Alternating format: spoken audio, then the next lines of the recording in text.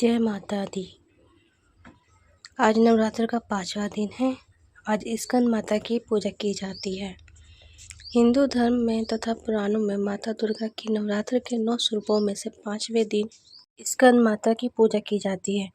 इस स्वरूप में माता पार्वती अपने पुत्र स्कंद, जिसे कार्तिकेय भी कहा जाता है, को गोद में घेरे हुए प्रतीत होती है। स्कंद माता का नाम स्कंद की माता से उत्पन्न हुआ है।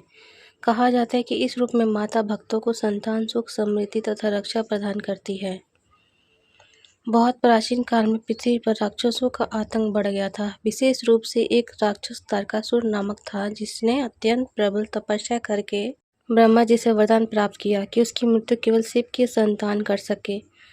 तारकासुर के इस वरदान से देवों सहित सभी लोग असुरक्षित हो गए। देवताओं ने मिलकर ब्रह्मा, विष्णु और शिव आदि त्रिदेवों से प्रार्थना की कि कोई ऐसा मार्ग निकाले जिससे इस राक्षस का विनाश हो। लेकिन तारकासुर का मानना था कि शिव कभी विवाह नहीं करेंगे और इसलिए उनकी संतान ना होगी, जो कि इस वरदान का खंडन हो। इस संघर्ष और तारकासुर की कठिनाइयों के समय माता पार्वती, जिसे शक्ति कहा जाता है, ने दृढ़ निश्चय किया कि तभी शांति होगी यदि वे एक पुत्र उत्पन्न करे। लेकिन पुत्र को युद्ध एवं साधारण रूप अन्य रूपों की आवश्यकता पड़ी। तब माता ने स्कंद रूप धारण किया। माता ने अपने पुत्र स्कंद कार्तिकेय को अस्त्र शस्त्र विद्या सिखाई, धैर्य, वीरता, युद्ध नीति आदि शिक्षा दी।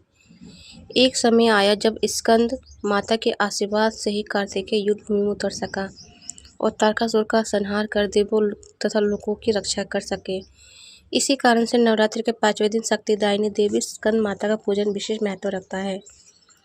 स्कंद माता का रूप स्वरूप अत्यंत सुंदर, शांत और करुणामयी होता है। उन्हें सिंहासन पर विराजमान दिखाया जाता है। हाथों में कमल और अपने पुत्र को गोद में लिए हुए उनकी 2 भुजाएं होती हैं और अन्य हाथ शुभ एवं आशीर्वाद देने की मुद्रा में रहते हैं। उनके वक्ष स्थल पर स्कंद कार्तिकेय बाल रूप में विराजमान होते हैं। इस दृष्टि से माता और पुत्र का रूप अत्यंत मधुर और दिव्य प्रतीत होता है। उनका स्वरूप श्वेत वर्ण का माना जाता है। वे श्वेत मृत्तिका, रत्न, अलंकार और दिव्य आभूषणों से सुसज्जित होती हैं। उनकी छवि में धैर्य, अनुकंपा, मातृत्व और शौर्य का संगम दिखता है। बहुत समय पहले जब तारकासुर देवों और मनुष्य का अत्याचार कर रहा था, देवता उसकी दुखी हालत में ब्रह्मा, विष्णु और शिव आदि की शरण में आए। उन्होंने प्रार्थना की कोई उपाय करे जिससे वो राक्षस वश में ना रहे। ब्रह्मा जी ने उन देवताओं को बताया कि अगर शिव और शक्ति का मेल हो और उनसे संतान हो तो वो तारकासुर का विनाश कर सकती हैं। शिव जी स्वयं तपस्या में लिप्त हैं, लेकिन शक्ति पार्वती ने ये निश्चय किया कि वे शिव से विवाह करेंगी और एक वीर पुत्र को जन्म देंगी। तब भगवान शिव और माता पार्वती का विवाह संपन्न हुआ। बाद में माता को एक पुत्र हुआ जिसका नाम स्कंद या कार्तिकेय रखा गया। लेकिन ये मात्र जन्म भर नहीं था, उसे युद्ध नीति, गुरु शिक्षा, वीरता और धर्म को समझाने की शिक्षा भी चाहिए थी।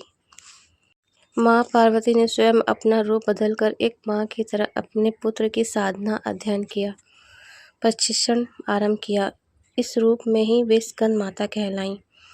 स्कंद माता द्वारा दी गई शिक्षा से कार्तिकेय युद्ध कला, नीति शास्त्र, अस्त्र शास्त्र, विद्या, धैर्य, विवेक आदि गुण ग्रहण करने लगे। एक समय आया जब वे युद्ध भूमि में उतरकर तारकासुर से युद्ध करने में समर्थ हो गए। उन्होंने अनेक रणों में धर्म की रक्षा की और अंततः तारकासुर का वध किया। इस विजय से देवों और मनुष्यों का मंगल प्राप्त हुआ। ये कथा हमें ये संदेश देती है कि माँ की शिक्षा, मातृत्व और रक्षा भावना ही वीरों को शक्ति देती है। इस दृष्टि से भक्त इस दिन स्कंद माता की पूजा करते हैं। वे अपने जीवन की कठिनाई से लड़ने की शक्ति प्रदान करें। जय माता दी। ये कथा यहीं समाप्त हुई। अगर पसंद आई हो तो प्लीज़ लाइक कीजिएगा और चैनल को सब्सक्राइब कीजिएगा।